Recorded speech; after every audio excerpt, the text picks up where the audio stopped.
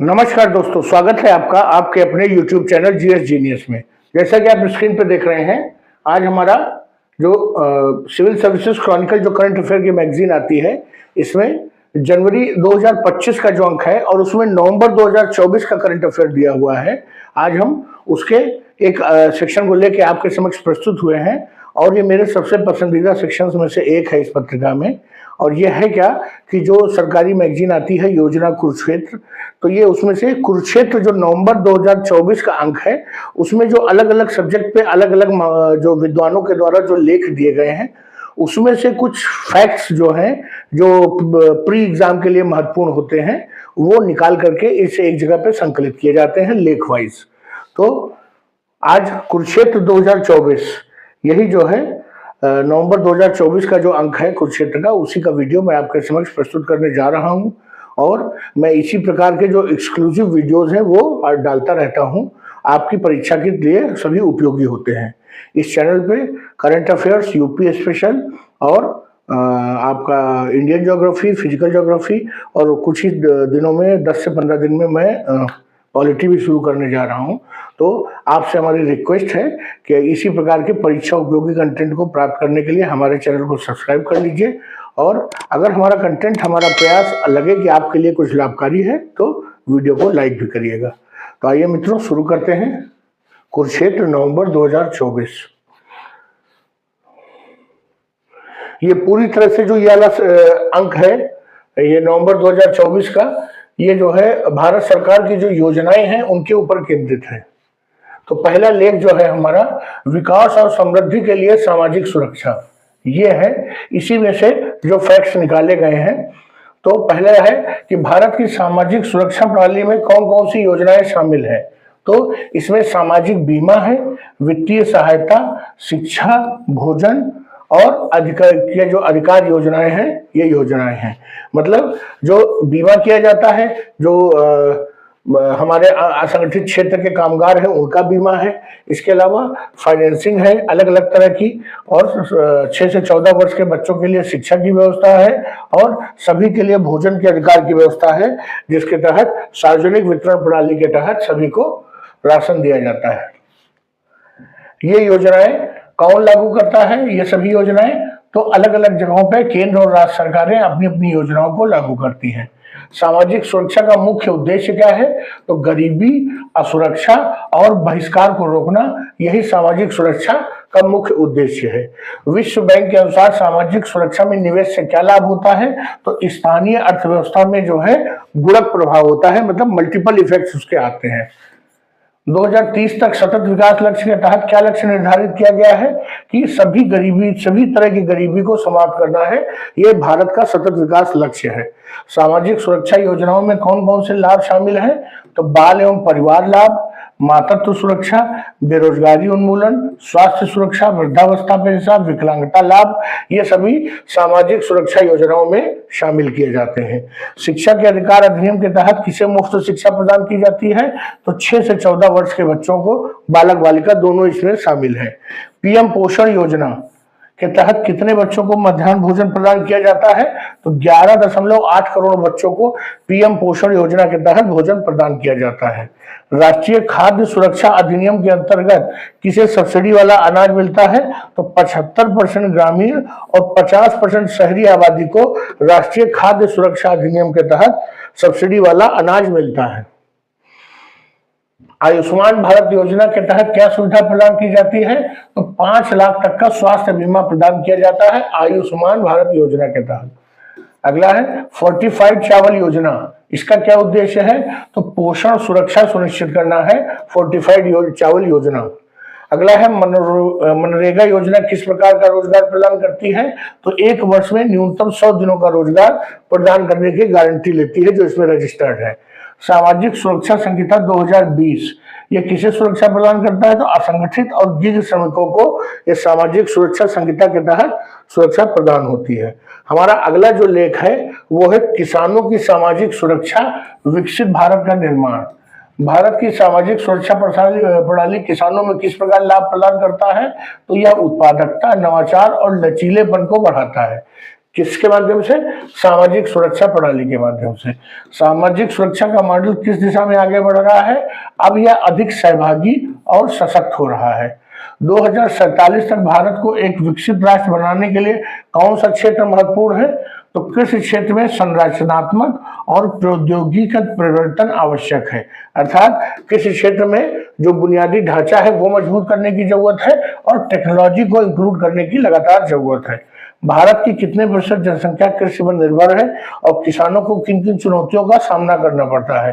तो भारत की 55% जनसंख्या कृषि और उससे संबद्ध क्षेत्रों पर निर्भर है और किसानों को तकनीक, मानसून और बाजार की समस्याओं का सामना करना पड़ता है। प्रधानमंत्री किसान सम्मान निधि, इसके अंतर योजना के अंतर्गत किसानों को एक वर्ष में कितनी वित्तीय सहायता मिलती है?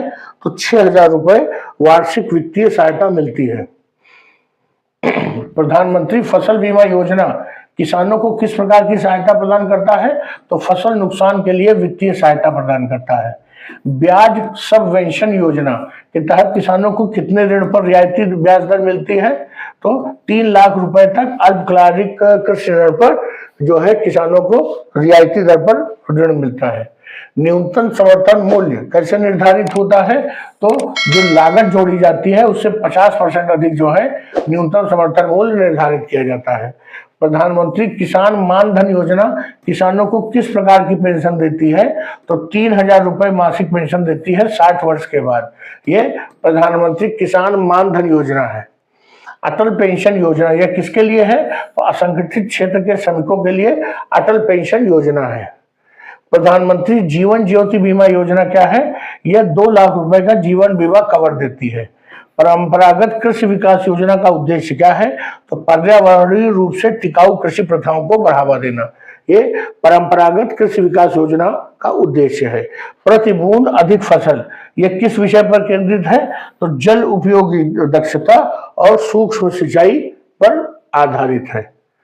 अगला जो हमारा लेख है वो है सभी के लिए स्वास्थ्य सुरक्षा कवच। स्वास्थ्य समानता और सामाजिक न्याय को बढ़ावा देने का उद्देश्य क्या है? तो सभी के लिए स्वास्थ्य निश्चित करना। 2014-15 में सरकारी स्वास्थ्य पर जो व्यय है वो कुल स्वास्थ्य व्यय का कितना था? केवल 20% था। और 19-20 तक सरकारी स्वास्थ्य व्यय का कितना प्रतिशत हो गया? 41.4% हो गया। नागरिकों को आउट ऑफ पॉकेट खर्च 62.6% से घटकर कितना हो गया है? तो 39.4% हो गया है। आयुष्मान भारत योजना के तहत प्रति परिवार कितने रुपए का स्वास्थ्य कवर प्रदान किया जाता है? तो 5 लाख रुपए का प्रतिवर्ष प्रदान किया जाता है। अब तक कितने आयुष्मान कार्ड जारी हो चुके हैं? तो 35 करोड़ से अधिक आयुष्मान कार्ड जारी हो चुके हैं।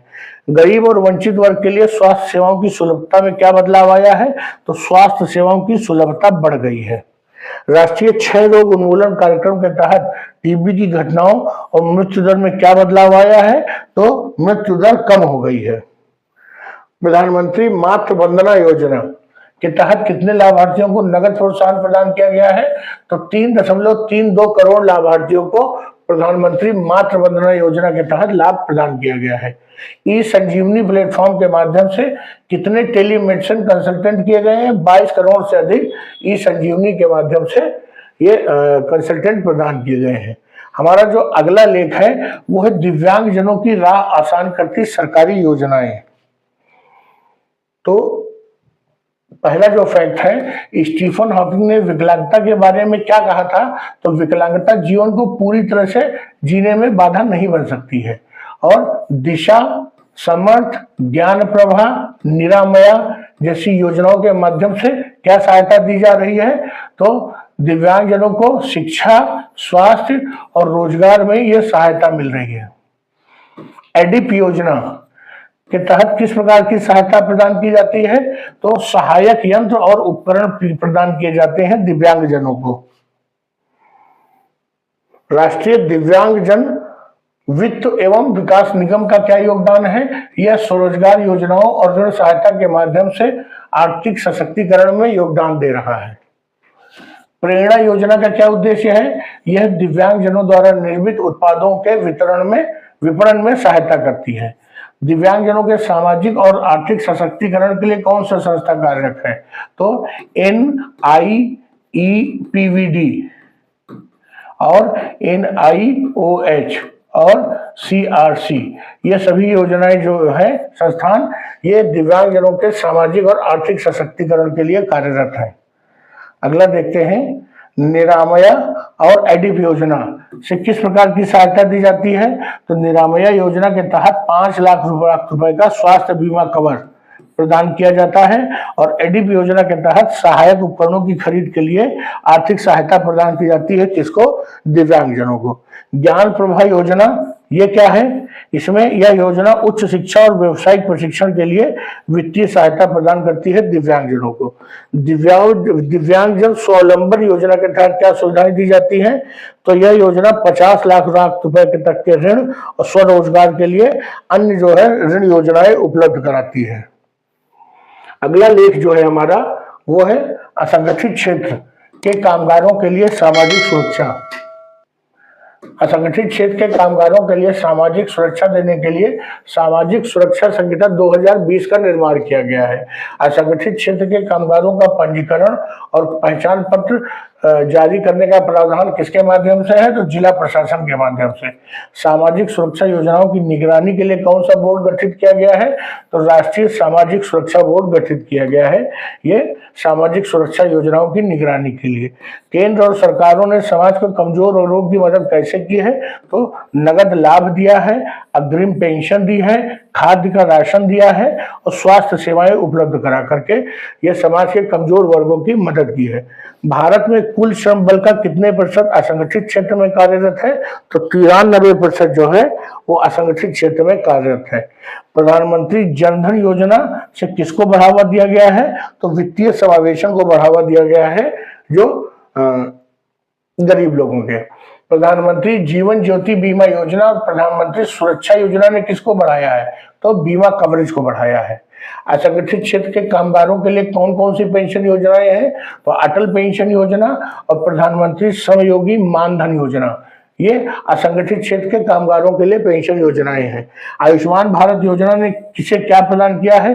तो स्वास्थ्य बीमा के माध्यम से कमजोर वर्ग को सस्ती और गुणवत्ता युक्त स्वास्थ्य सेवाएं उपलब्ध कराई है। एक राष्ट्र एक राशन कार्ड योजना ने क्या सुनिश्चित किया है? तो खाद्य सुरक्षा सुनिश्चित किया है। प्रधानमंत्री श्रमयोगी मानधन योजना के तहत असंगठित क्षेत्र के कामगारों को क्या लाभ मिलता है? तो 60 वर्ष की आयु के बाद 3000 रुपए मासिक पेंशन प्राप्त होगी। सामाजिक सुरक्षा योजनाओं के प्रभावी कार्यान्वयन के लिए कौन सी संस्था स्थापित की गई है? तो राष्ट्रीय सामाजिक सुरक्षा बोर्ड स्थापित किया गया है। अगला जो हमारा लेख है वो है समता मूलक समाज। संविधान के नीति निर्देशक सिद्धांत महिलाओं को किस प्रकार मार्गदर्शन करते हैं? तो महिलाओं के अधिकारों और कल्याणकारी योजनाओं के लिए मार्गदर्शन करते हैं। बेटी बचाओ बेटी पढ़ाओ योजना का उद्देश्य क्या है? तो कन्या भ्रूण हत्या को रोकना और बालिकाओं की शिक्षा को प्रोत्साहित करना। सुकन्या समृद्धि योजना किसके लिए है? तो बालिकाओं के सुरक्षित भविष्य के लिए बचत की सुविधा देती है। दीनदयाल अंत्योदय योजना राष्ट्रीय ग्रामीण आजीविका मिशन का क्या उद्देश्य है? तो ग्रामीण महिलाओं को स्वावलंबी बनाने और आर्थिक अवसर प्रदान करने के लिए कार्यरत है। दीनदयाल अंत्योदय योजना राष्ट्रीय ग्रामीण आजीविका मिशन। प्रधानमंत्री मातृ वंदना योजना ये किसके लिए वित्तीय सहायता प्रदान करता है? तो गर्भवती महिलाओं और शिशुओं के पोषण और स्वास्थ्य के लिए प्रधानमंत्री मातृ वंदन योजना है। प्रधानमंत्री उज्ज्वला योजना का क्या उद्देश्य है? ग्रामीण महिलाओं को स्वच्छ रसोई गैस कनेक्शन देकर उनके स्वास्थ्य और जीवन स्तर में सुधार लाना। महिला हेल्पलाइन 181 का उद्देश्य है संकट में महिलाओं को तत्काल सहायता प्रदान करना। प्रधानमंत्री आवास योजना ग्रामीण में महिलाओं को क्या लाभ मिलता है? उनको आवास का स्वामित्व दिया जाता है। राष्ट्रीय शहरी आजीविका मिशन महिलाओं को किस प्रकार सहायता प्रदान करता है? स्वरोजगार और कौशल विकास के लिए सहायता प्रदान करता है। एनपीएस वात्सल्य योजना का क्या उद्देश्य है? तो बालकों और बालिकाओं के भविष्य को सुरक्षित करने के लिए नई पेंशन योजना उपलब्ध कराती है। अगला जो हमारा लेख है वो है वरिष्ठ नागरिकों के लिए सामाजिक सुरक्षा। तो 2021 में बुजुर्गों की आबादी कितनी थी और 2031 तक के कितनी हो जाएगी। तो 2021 में जो बुजुर्गों की आबादी है मतलब 60 प्लस, ये 138 मिलियन थी देश में, और 2031 तक 194 मिलियन तक पहुंचने की संभावना है। बुजुर्गों को वित्तीय सुरक्षा सुनिश्चित करने के लिए कौन सी योजनाएं हैं। तो अटल पेंशन योजना, प्रधानमंत्री वय वंदन योजना और राष्ट्रीय सामाजिक सहभागिता का सहायता कार्यक्रम है। बुजुर्गों के लिए कौशल विकास और पुनः रोजगार के अवसर कहाँ उपलब्ध हैं। तो सेक्रेड पोर्टल और अग्रसर समूहों के माध्यम से बुजुर्गों के लिए कौशल विकास और पुनः रोजगार के अवसर उपलब्ध हैं। माता पिता और वरिष्ठ नागरिकों का भरण पोषण अधिनियम 2007 क्या करता है, यह उनको कानूनी सुरक्षा प्रदान करता है। बुजुर्गों के लिए समाधान में कौन सी बातें शामिल हैं। सार्वभौमिक पेंशन कवरेज, स्वास्थ्य सेवाओं का विस्तार और आवेदन प्रक्रियाओं को सरल बनाना। वरिष्ठ नागरिकों के अधिकारों की रक्षा और उनके जीवन की गुणवत्ता में सुधार के लिए क्या आवश्यक है। तो समावेशी और बहुआयामी दृष्टिकोण की आवश्यकता है, जिससे उनके जीवन की गुणवत्ता में सुधार आ सके। तो मित्रों, ये जो हमारा कुरुक्षेत्र थी नवंबर 2024 माह की, उसके जो विभिन्न लेख के माध्यम से जो फैक्ट्स निकल के आ रहे थे, इसमें तरह तरह की योजनाओं के नाम मैंने लिए हैं और वो किस क्षेत्र से संबंधित हैं, उनका क्या उद्देश्य है। कम से कम कुछ नहीं तो 50 योजनाएं 40 योजनाएं मैंने जरूर इस 20-15 मिनट में आपके समक्ष नाम लिए हैं। तो मित्रों, अगर हमारा कंटेंट अच्छा लगा हो तो वीडियो को लाइक करिए, चैनल को सब्सक्राइब करिए और वीडियो को समाप्त करता हूँ। धन्यवाद।